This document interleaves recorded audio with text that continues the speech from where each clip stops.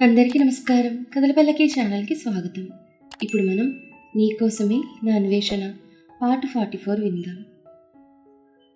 గదిలో ఎవరో మాటలు లేలగా వినిపిస్తుంటే స్టాట్యూలా ఉన్న చోటే నిలబడిపోయింది బొమ్మలా కదలకుండా.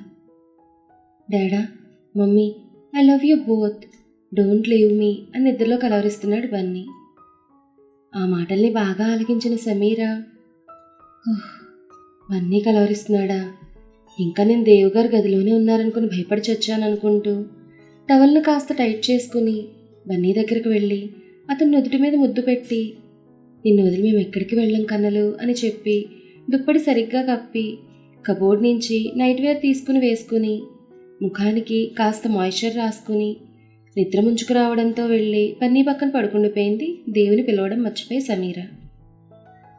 ఎంతసేపటికి సమీర పిలవకపోవడంతో చేతిలో ఉన్న ఫైల్ పక్కన పెట్టి నిద్రొస్తూ ఉండడంతో తనే పర్సనల్ రూమ్ నుంచి గదిలోకి వచ్చాడు దేవ్.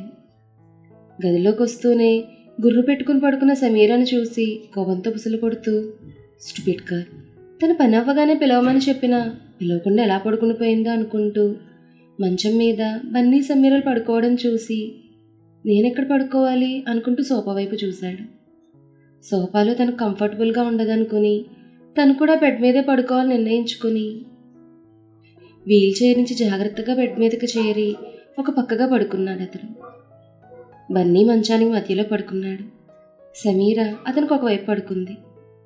దేవేమో మరోవైపు పడుకున్నాడు. అంతలో దేవు బొజ్జ మీద తన చిట్టి చిట్టి కాళ్ళు వేసుకుని నిద్రలో అటు ఇటు కదులుతున్నాడు బన్నీ. కదులుతున్న బన్నీని జోకొడుతున్నాడు దేవ్. దేవు జోకొట్టడం వల్ల బన్నీ మళ్ళీ ప్రశాంతంగా నిద్రలోకి జారుకున్నాడు. బన్నీ తన హైట్కి తగ్గట్టు కాళ్లను దేవు బొజ్జ మీద, చేతులను సమీర బొజ్జ మీద వేసుకుని హాయిగా నిద్రపోతున్నాడు. అది చూసిన దేవ్ ఇన్ని రోజులు బన్నీకి తను ఏం లోటు చేశాడో అర్థం చేసుకుని ఇప్పుడు ఆ లోటు ఫుల్ఫిల్ అయినందుకు ఆనందపడుతున్నాడు. అంతలో సమీర బన్నీ మీద చెయ్యేసింది. అది కాస్త దేవ్ ఛాతి మీద కూడా పడింది. తన ఛాతి మీద ఉన్న సమీర చేతి వైపు చూసిన దేవ్ ముందా చేతిని తన నుండి తీసేయాలనుకున్నాడు. కానీ అంతలోనే ఆమె చేతిని మరింత గట్టిగా తన హృదయానికి హత్తుకుని, నేను ఎన్నిసార్లు ద్వేషించాలనుకున్నా నీపై నాకు ద్వేషం కలగడం లేదు, అంతకంతకు ప్రేమ పెరుగుతోంది. నీ వల్లే నా పరిస్థితి ఇలా అయిందని నీపై కక్ష కట్టాను, నేను ఇబ్బంది పెట్టాలనుకున్నాను. అందుకే మ్యూజిక్ కంపెనీ నుండి నేను బయటకు వచ్చేలా చేశాను. ఇంకా మీ నాన్నగారు ఆపరేషన్కి డబ్బులు పెరిగేలా కూడా చేశాను. ఇంకా ఎన్నో చేసి నువ్వు పూర్తిగా నిస్సహాయంగా మారేలా చేసి నిన్ను లాక్ చేసి పెళ్లి చేసుకున్న దాన్ని చేసుకున్నాను. మన పెళ్ళయ్యాక నిన్ను అనుక్షణం బాధ పెట్టాలని అనుకున్నాను. కానీ ఎందుకో నేను బాధ పెట్టలేకపోతున్నాను. పైగా నీ కళ్ళల్లో నీళ్ళని చూస్తుంటే నా కళ్ళల్లో నీళ్లు తిరుగుతున్నాయి. ఆ రోజు హోటల్ రూమ్లో నీతో చాణక్యగాన్ని చూసినప్పుడు నా గుండె ఆగినంత పని అయింది. వాణ్ణిని తన భార్య అని చెప్పినప్పుడు ఒక్క క్షణం నా కాలం స్తంభించినట్టు అనిపించింది. కానీ అది అబద్ధమని తెలిసినప్పుడు నేను ఎలా ఫీల్ అయ్యానో మాటల్లో చెప్పలేను. అందుకే నీ నుంచి వాడిని దూరం చేసి వాడు మళ్ళీ నీపై చెయ్యి వేయకుండా చేశాను. నీపై చెయ్యేస్తే అది నేనై ఉండాలి.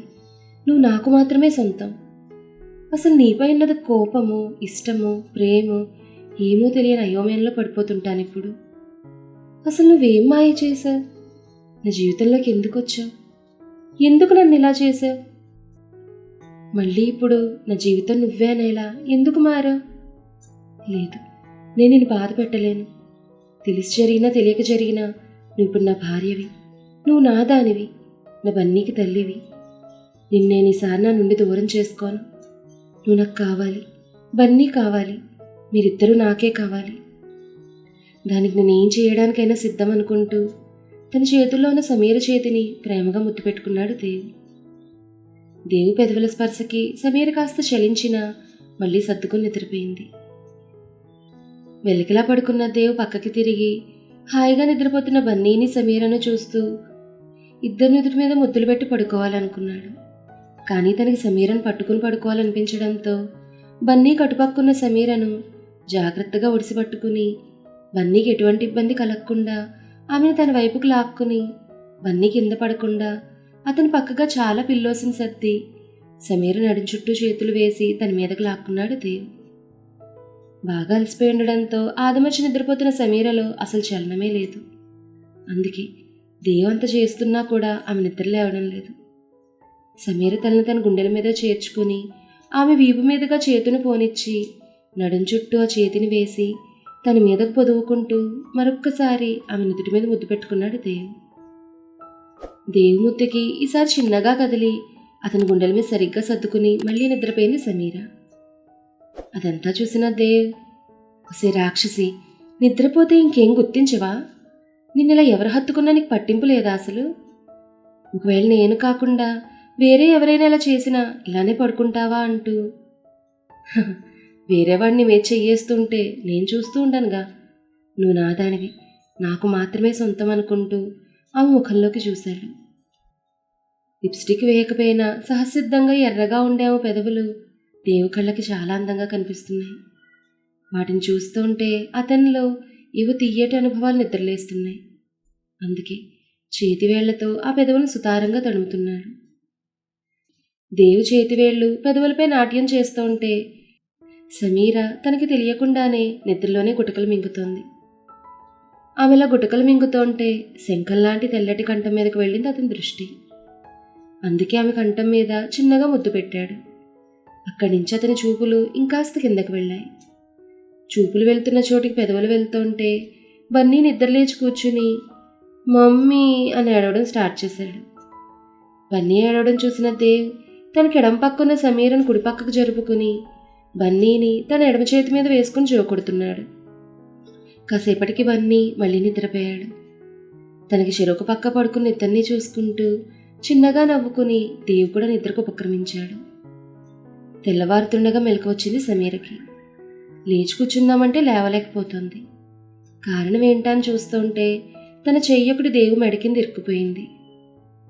అది గమనించిన సమీర, ఇదేంటి, నేను రాత్రి బన్నీ పక్కన మంచానికి అటుపక్క కదా పడుకున్నాను, మరి ఇప్పుడేమో మంచానికి ఇటుపక్క, అందులోనూ దేవుగారి పక్కలో ఉన్నానేంటి అనుకుంటూ జాగ్రత్తగా దేవు మెడకిందున్న తన చేతిని తీయబోతుంటే నిద్రమత్తులో ఉన్న దేవు ఆమె నడుం చుట్టూ చేతులు వేసి మీదకు లాక్కున్నాడు. అంతే, లటుక్కున వెళ్ళి దేవు మీద ఒరిగిపోయింది ఆమె. దేవు రెండు చేతులు ఆమె నడుము నుడుంలా పట్టుకునున్నాయి. మెడ కింద చేతిని తీయబోతుంటే ఇలా జరిగిందేంటి? ఇప్పుడు గాని ఇతగాడు లేచాడే అనుకో, నేనే కావాలని ఇతని మీద పడ్డానని నాపై గుర్రమంటాడు. ఇప్పుడు ఎలా అంటూ అతని చేతుల్లో ఇరుక్కున్న తన బుల్లి నడుమును వెనక్కి తీసుకోబోతుంటే మమ్మీ అని నిద్రలేచిన బన్నీ సమీర మీద పడ్డాడు. అంతే, సమీర దేవుకి మరింత దగ్గరైంది. ఇద్దరి బరువు అమాంతం మీద పడేసరికి ఒక్కసారిగా కళ్ళు తెరిచి చూశాడు దేవు. దేవు సమీర మీద బోర్లా పడుకునుంటే ఆమె మీద బన్నీ బోర్లా పడుకుని ఇద్దరినీ తన బుల్లి చేతులతో హత్తుకునున్నాడు బన్నీ. దేవు కళ్ళు తెరవడం చూసిన సమీర, అయిపోయాను, ఈరోజు తన కంటి చూపులకు నేను భస్మమైపోవడం ఖాయమనుకుంటూ గుటకలు మింగుతోంది. ఇంతలో కళ్ళు తెరిచిన దేవ్ తనకు అతి సమీపంగా ఉన్న సమీర అందమైన ముఖాన్ని చూస్తూ గుడ్ మార్నింగ్ అన్నాడు నవ్వుతూ. అతని సారి అరనవ్వు నవ్వలేదు. పూర్తిగా పెదవులను విప్పి పూర్తిగా నవ్వాడు. పూర్తి నవ్వు నవ్వాడు. అది చూసిన అంతరా, ఒసే సమీ, నీ వాడు, అదే మన మొగుడు, పూర్తిగా నవ్వాడు. ఇలా నవ్వుతుంటే ఎంత బాగున్నాడో కదా, ముద్ద చేస్తున్నాడు. పైగా నవ్వినప్పుడు ఆ బుగ్గల్లో ఇంకా గెడ్డం మీద పడుతున్న చుట్టలు చూడు, ఇంకా ముద్ద చేస్తున్నాడంటూ ఒక ముద్దిచ్చుకో అంది ఆత్రంగా అంతరా. నీ ఆత్రం ఆత్రేయపురం వెళ్ళ, ఒక్క ముద్దిచ్చుకోవడం కాదు, వాడు పూర్తిగా స్పృహలోకి వస్తే నా పొజిషన్ చూసి నా టిప్ప మీద ఒక్కటిస్తాడు. ఏదో గురుడు నిద్రమత్తులో ఉన్నాడు కాబట్టి గుడ్ మార్నింగ్ చెప్పాడు, లేకపోతే నాకు ఇదే లాస్ట్ మార్నింగ్ అయ్యేలా చేస్తాడని అందరం లోపలికి తోసి తనొక్కసారిగా దేవు మీద నుంచి పక్క కొరిగింది. తను అలా పక్క కొరగడం వల్ల బన్నీ పూర్తిగా దేవు మీదకు పడిపోయాడు. మీద పడ్డ బన్నీ వైపు చూసి అతని చిన్ని మీద ముద్దు పెట్టుకుని గుడ్ మార్నింగ్ బన్నీ అన్నాడు దేవ్. బన్నీ కూడా దేవు బుగ్గల మీద ముద్దు పెట్టుకుంటూ గుడ్ మార్నింగ్ డాడా అన్నాడు నవ్వుతూ. అమ్మయ్య, ఇద్దరు హ్యాపీ మూడ్లో ఉన్నారు. ఇప్పుడే నేను ఇక్కడి నుంచి చెక్కేయాలనుకుంటూ బెడ్ మీద నుంచి కిందకి పిల్లిలా జారుకుంటున్న సమీర చెయ్యి పట్టుకుని ఆపి, ఏం చేస్తున్నావు అన్నాడు దేవ్. అది నేను వాష్రూమ్కి వెళ్ళాలనుకుంటున్నాను అంది సమీర తడబడుతూ. నేను అడిగింది ఇప్పటి గురించి కాదు, ఇందాక నేను లేచేసరికి నాపై ఉన్నావు కదా, అదే నా ముఖానికి దగ్గరగా ఉన్నావు కదా, అప్పుడు ఏం చేస్తున్నావు అంటున్నాను అన్నాడు కళ్ళు చిన్నవి చేస్తూ దేవ్. నేను అబే నేనేం చేయలేదే, మీ చెంపలకి ఏదో అంటుకుంటేను తుడుస్తున్నానంతే అంది హీ అంటూ నవ్వుతూ. అవునా అంటూ ఆమె దగ్గరకు లాక్కుని, క్లీన్ చేయడానికి మరి అంత దగ్గరగా రావాలా అన్నాడు ఇంకా అదే లుక్కిస్తూ. అతనికి ఏం సమాధానం చెప్పాలో అర్థం కాక తింగర్ చూపులు చూస్తుంటే ఆమెను మరింత దగ్గరకు లాక్కుని, నిజం చెప్పు, నేను కిస్ చేయాలనుకునే కదా నువ్వు నాకు అంత దగ్గరగా వచ్చావు అన్నాడు దేవ్. ఆ మాటకి లేదు, నేను మిమ్మల్ని కిస్ చేయాలనుకోలేదు అంది చిన్నగా వణుకుతూ. ఆ మాటకి ఆమె వైపు కళ్ళు మరింత చిన్నవి చేసి చూస్తూ, డోంట్ బి యాక్ట్ సమీరా, నీ గురించి నాకు అన్నీ తెలుసు, ఎందుకు నువ్వు అబద్ధం ఆడుతున్నావు అన్నాడు యాటిట్యూడ్ లుక్కిస్తూ. అతను అలా మాట్లాడుతుంటే నేను అనుకున్నదేంటి, ఇక్కడ జరుగుతున్నదేంటి, ఇతనేంటి ఇలా అర్థం చేసుకున్నాడు, అయినా నేనెందుకు ఇతనికి కిస్ చేయాలనుకుంటాను అని తన మనసులో అనుకుంటూ ఉంటే, ఎందుకంటే నేను అందంగా ఉంటాను కాబట్టి అందుకే నేను కిస్ చేయాలనుకున్నా అంతేగా అన్నాడు దేవ్ యాటిట్యూడ్లకు మళ్ళీ ఇస్తూ. ఆ మాటకి నోటిని బావురు కప్పలా తెరిచి అతని వైపే చూస్తూ, ఏంటి తమరు అందంగా ఉంటారా? అఫ్కోర్స్ ఉంటారనుకోండి, అయినంత మాత్రాన నేను మిమ్మల్ని ఎందుకు కిస్ చేయాలనుకుంటాను? మీకు తెలుసో తెలీదో ఈ లోకంలో మీకన్నా అందమైన వాళ్ళు చాలానే ఉంటారు అంది మూతి తిప్పుతున్న మూతిని చేత్తో గట్టిగా పట్టుకుని దగ్గరకు లాక్కుని, ఉంటే వాళ్ళు కిస్ చేస్తావా అన్నాడు ఎర్రగా మారిన కళ్ళతో చూస్తూ. అంటూ తలను అతి బలవంతంగా అడ్డంగా తిప్పింది సమీర. చూడు, నువ్వు ముద్దు పెట్టుకోవాలనుకుంటే నన్నే పెట్టుకోవాలి, ఎందుకంటే నీపై పూర్తి రైట్స్ నాకే అన్నాడు కోపంగా చూస్తూ. ఎందుకో మీకు మాత్రమే ఆ రైట్స్ అంది వెటకారంగా చూస్తూ సమీర. ఎందుకు అన్నాడు నైటీలో నుండి బయటకు కనిపిస్తున్న తాళిబొట్టు పట్టుకుని చూపుతూ. ఒక పిల్లకి లైసెన్స్ వేసినట్టు నా మెళ్ళో ఇది వేసి ప్రతిక్షణం గుర్తు చేస్తున్నారు మీ హక్కుని అంది మూతి తిప్పుతూ. నువ్వు కుక్క పిల్లవు కాదేమో అన్నాడు అదోలా చూస్తూ దేవ్. తెలుసు, మీ పిల్లని, మీ పెళ్ళాన్ని అంటూ దేవుని వెనక్కి తోసి బెడ్ దిగి వాష్రూమ్ వైపు పరుగు తీసింది సమీర. వాళ్ళు చిన్నగా మాట్లాడుకోవడం వల్ల వాళ్ళిద్దరూ మాట్లాడుకున్న మాటలు బన్నీకి వినపడలేదు. కానీ లాస్ట్లో కుక్కపిల్లన్న మాట మాత్రం వినపడి, ఐ వాంట్ పప్పీ అన్నాడు పప్పీలా ఫేస్ వేసుకుని. మనకు పప్పీతో ఏం పని, మీ మమ్మీ ఉందిగా ఆడుకోవడానికి అన్నాడు కావాలనే దేవు నవ్వుతూ. దేవి ఎందుకు నవ్వాడో తెలియకపోయినా బన్నీ కూడా గట్టిగా నవ్వేశాడు. వాష్రూమ్ నుంచి ఆ మాటలు విన్న సమీర, నేను కుక్కపిల్లతో సమానమా, చెప్తా నితిగాడ సంగతి అనుకుంటోంది మనసులో. టేబుల్ మీద టిఫిన్ సర్దుతున్న సమీర వైపు చూసి, గుడ్ మార్నింగ్ సమీరా అంది సరోజ. గుడ్ మార్నింగ్ చిన్నత్తయ్య అని విష్ చేసి, అమ్మగారు లేచారా అంది నవ్వుతూ. నేను లేచి చాలాసేపు అయిందే మనవరాల, కోడి కుయ్యకు ముందే లేచి అలవాటు నాది అంది చంద్రకళ. అప్పుడే లేచి ఏం చేయాలి, కాసేపు పడుకోవచ్చు కదా అంది ఆవలిస్తూ సాలు. నీలా నాకు బారెడు పొద్దెక్కిన పడుకునే అలవాట్లేదు అంది చంద్రకళ. అబ్బచ్చా, మరి మా అమ్మ ఎందుకు నావన్నీ నీ అలవాట్లే అని చెప్తుంది అంది కన్ను కొడుతూ సాలు. హుసే నిన్ను అంది కొట్టడానికి చేతినెత్తి చంద్రకళ.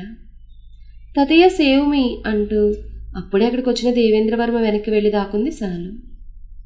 అటులేవండి అన్నయ్య గారు, దాని పని చెప్తాను ఈరోజు అంది చంద్రకళ దేవేంద్ర వెనక దాక్కున్న సాలును పట్టుకోవడాన్ని చూస్తూ.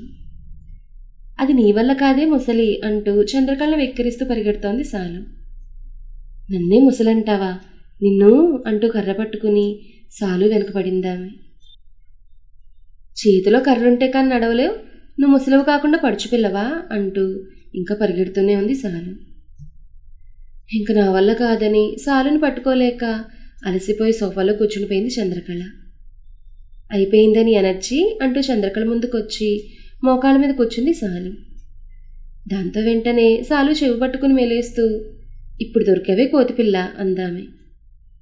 నేను కోతిపిల్లనైతే నువ్వు కూడా కోతివే, ఎందుకంటే నేను పుట్టింది నీ పిల్లకే కాబట్టి అని వెక్కిరిస్తూ చంద్రకళ చేతుల నుంచి తప్పించుకుని తన రూమ్ వైపు పరుగు పెట్టింది శాలు. నిజంగా ఇది కోతి పిల్లే అనుకుని నవ్వుకుంటూ డైనింగ్ హాల్లోకి వెళ్ళిపోయింది చంద్రకళ. వారి ఆటలు చూస్తూ నవ్వుకుంటున్న సమీర వంక చూస్తూ, నీతో కాస్త మాట్లాడాలి తల్లి అన్నాడు దేవేంద్రవర్మ. మాట్లాడండి తాతయ్య అంది నవ్వుతూ సమీర. ఇప్పుడు కాదు, నీ పని అయిపోయాక నా గదికి ఒకసారి రా, అప్పుడు మాట్లాడతానన్నాడు అతడు.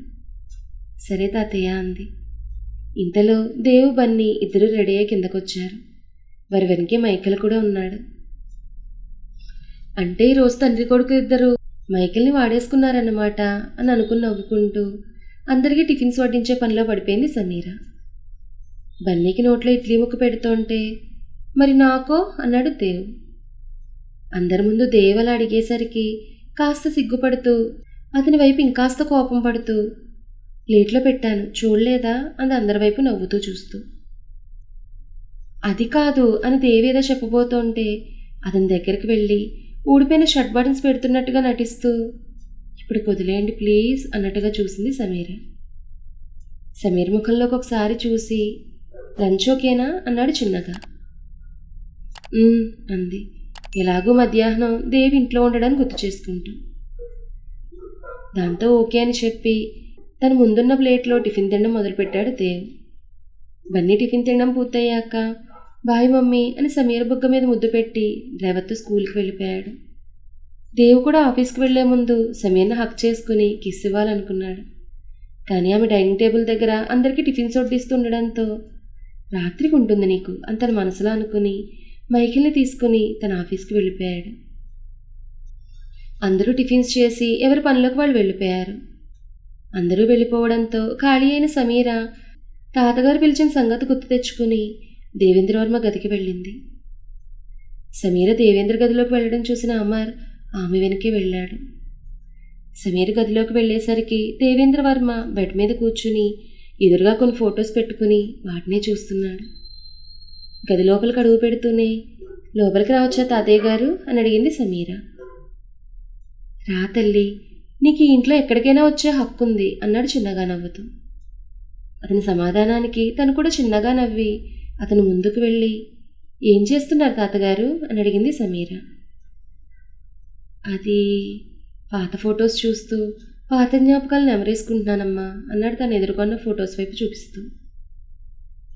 అవునా అంటూ ఆ ఫొటోస్ వైపు చూసిన సమీర కళ్ళు ఒక దగ్గర ఆగిపోయాయి. అంటే ఇదంతా చేసింది దేవ్ అన్నమాట. అలాగే సమీర్ ఇబ్బందుల్లో ఉన్నప్పుడు తన తండ్రి ఆపరేషన్ అడ్డం పెట్టుకుని సమీర్ని అన్ని విధాలా లాక్ చేసి ఇటు ఏం చేయాలని పరిస్థితుల్లో తన్ని పెళ్లి చేసుకునేలా చేసింది కూడా దేవే అన్నమాట. సమీర కారణంగానే దేవు పరిస్థితి అలా అయిందని దేవు తనపై కక్ష పెంచుకున్నాడు. కానీ తనకి తెలియకుండానే సమీరతో తన ప్రేమలో పడిపోయాడు కదా. ఇప్పుడు మీకు కాస్త క్లారిటీ వచ్చింది కదా.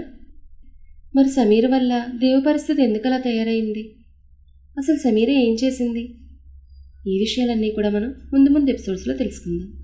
ఈ కథ మీకు నచ్చితే లైక్ చేయండి, షేర్ చేయండి, కామెంట్ చేయండి. అలాగే మన కథల పల్లకి ఛానల్ని సబ్స్క్రైబ్ చేసుకుని పక్కన ఉన్న బెల్ ఐకాన్ని క్లిక్ చేయడం మాత్రం మర్చిపోకండి. ధన్యవాదాలు.